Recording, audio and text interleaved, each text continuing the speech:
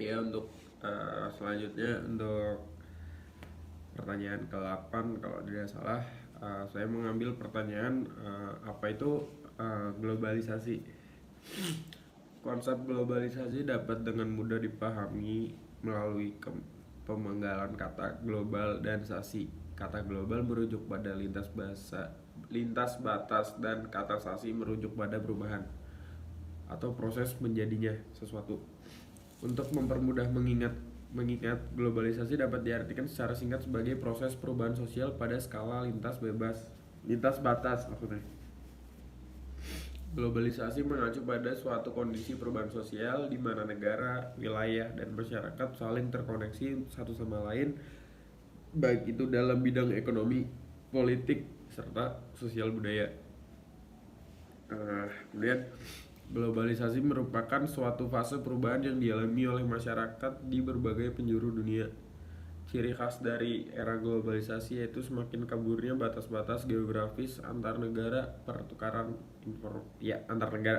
pertukaran informasi serta arus barang maupun jasa tidak lagi hanya dilakukan dalam cakupan negara. Yang dimaksud dalam cakupan negara adalah lokal nasional ya, dalam negara lah. Namun juga merambah lintas negara atau internasional. Mencakupnya itu udah antar negara lagi, udah bisa negara A sampai negara Z. Ada 3 aspek globalisasi. Yang pertama adalah aspek ekonomi. Aspek ekonomi dari globalisasi adalah globalisasi mengacu pada perubahan yang terjadi pada mekanisme pertukaran barang dan jasa. Dalam hal ini, seseorang tidak perlu pergi ke Amerika untuk membeli produk fashion di sana atau kebutuhan rumah tangga. Selain itu, kalaupun seseorang memiliki banyak sekali uang, ia dapat membeli villa penginapan di Hawaii dengan membayar jasa konsultasi kepada agen properti yang ada di sana. Jadi kita tidak perlu lagi untuk pergi ke sana gitu loh. Kayak dari sini pun kita udah bisa membeli sesuatu barang di sana. Itu udah contoh dampak ini globalisasi sih menurut saya. Segala produk yang tersedia di pasaran dapat diakses oleh siapa saja dan di mana saja dengan bantuan internet. Nah, itu maksudnya tadi. Kehadiran e-commerce, kebanyakan elektronik e-commerce perdagangan elektronik seperti Amazon, eBay, Shopee, Lazada dan lain-lain semakin memudahkan pengiriman barang lintas batas.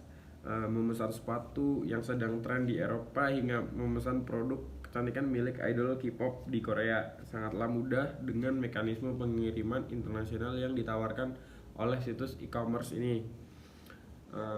Pada era globalisasi ini, transaksi uang dan barang antar negara bergerak sangat cepat, lebih dari yang kita bayangkan, serta berkontribusi pada pertumbuhan ekonomi dunia.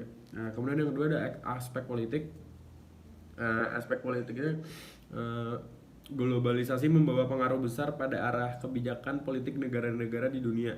Jika sebelumnya kebijakan politik hanya mencakup skala nasional, era globalisasi mendorong terintegritasnya kebijakan-kebijakan politik di berbagai negara dan memungkinkannya tercipta bentuk-bentuk kerjasama politik antar negara. Contohnya, kerjasama politik tersebut diantaranya seperti Uni Eropa atau UA ya, internasional.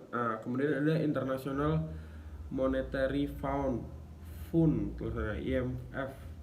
Kemudian ada World Bank, uang dunia berarti, dan World Trade Organization atau WTO benar.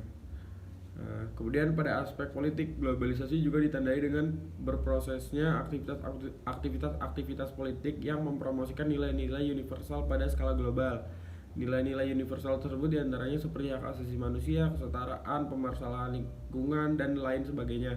Maraknya aktivitas politik yang terjadi pada negara tertentu sangat mungkin mempengaruhi negara lain di dunia.